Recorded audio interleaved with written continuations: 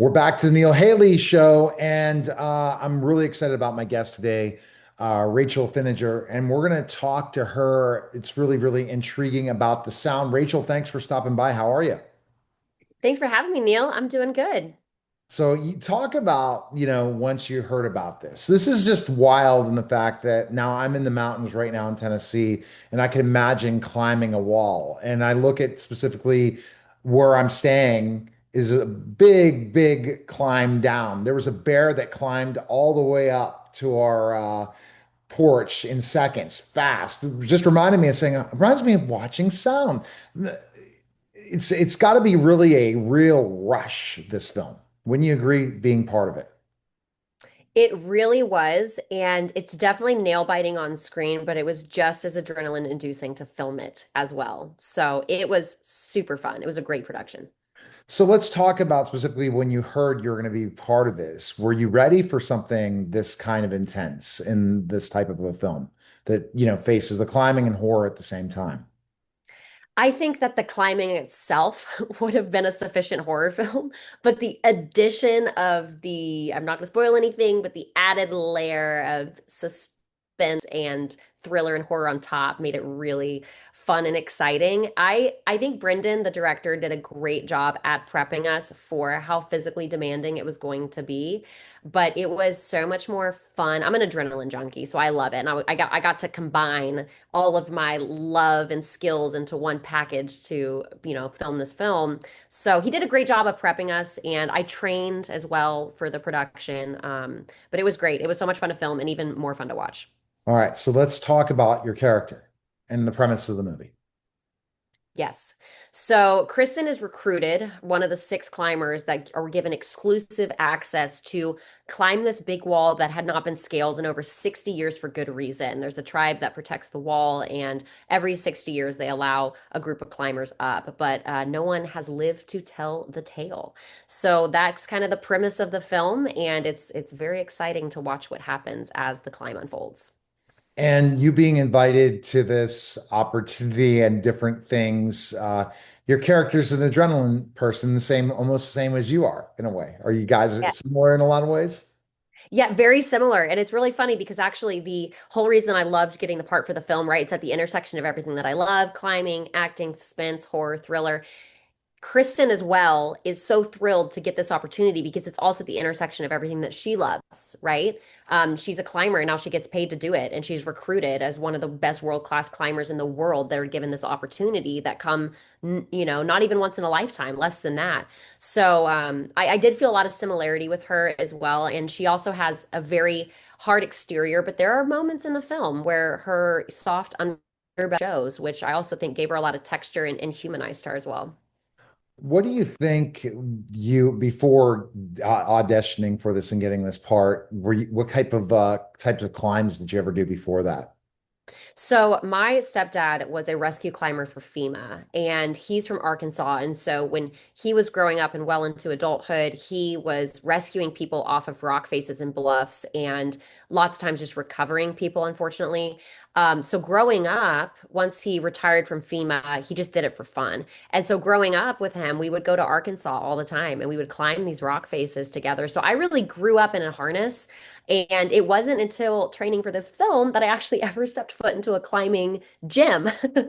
So all of my experience has been outdoors on rock faces. So again, it was a credible opportunity. I was like, wait, I get paid to come a movie about something that I love to do for free anyway. It was great.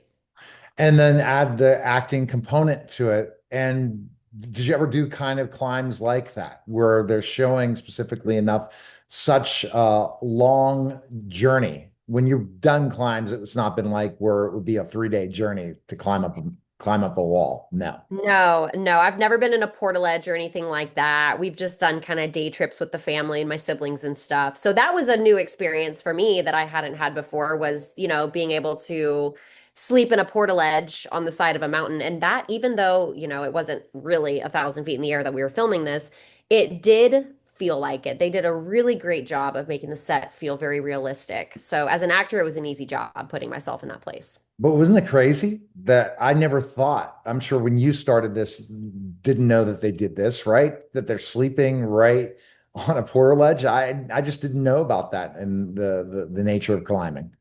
Yes, they really are. And don't ask how they use the restroom. That was some funny stories that the we had pro climbers on set that were advising for the film, making sure everything we did looked very realistic, setting up the rigs and everything. And they were telling us some really funny stories about their portaledge experiences. So I don't think it's ever anything I'm ever gonna really actually want to do outside of a sound studio. You're really trusting. Climbing is a really trusting sport in so many ways with the partner that you're with, and ultimately also the fact of danger that could happen taking that risk. It is. You have to have a team and trust that team literally with your life. Literally with your life. If they're not paying attention, it could cost you your life. So it's a very high risk sport. But it's also, you have to be trusting and you have to trust your team and you have to make sure you're working with people that know what they're doing because your life is at risk. So it's not a solo sport like, say, I don't know, skydiving or something like that, where the only person at risk is yourself. There's a lot of responsibility, but then a lot of trust you also have to place in the other person. And that's absolutely if you place that trust. I just don't know. Like, I'm like I said, I saw that bear climb up as fast as it was able to climb. It would be fun to try it. I think it's interesting. I'm 6'10", I'm a former professional wrestler, but the amount of strength that climbing involves, wow. It's definitely a sport that you really have to be ready and know it's a lot of work to climb a It wall. is. It is, and it's literally sometimes you're putting all of your faith and trust in like two fingertips. So it's there's really not a lot of room for error. I mean, it is a very physically demanding sport. And you worked with the other professionals to prepare you for this, right? Other professional climbers. So that was probably an experience in itself too. It really was. It was an honor to work with these people that you've idolized for most of your adult life. And they were so wonderful and gracious and kind. And it was an experience I'll never forget, truly.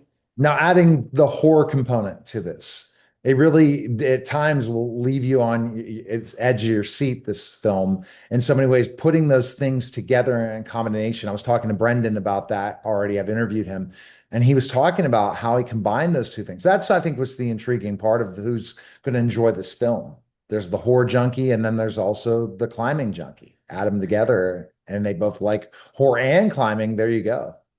Exactly. And I think for folks that even don't typically like horror films, I would encourage you to go and watch it because I think it's going to surprise you. It's not your textbook horror slasher film, nothing like that. It's so nuanced. The horror really is nuanced and it's nail biting and it's suspenseful and there's the added element of being 1,000 feet in the air and it's exhilarating. It really is. It's I knew it was going to happen when I watched it and my heart was still pumping. And that's for sure. And people can check, it's available in theaters soon, right? When is it coming out in theaters? Uh, It'll be June 27th. It'll be released in theaters nationwide. okay, well, fantastic. Appreciate you coming by, Rachel. Thanks again. Thanks, Neil. All right, you're listening and watching The Neil Haley Show, and we'll be back in just a moment.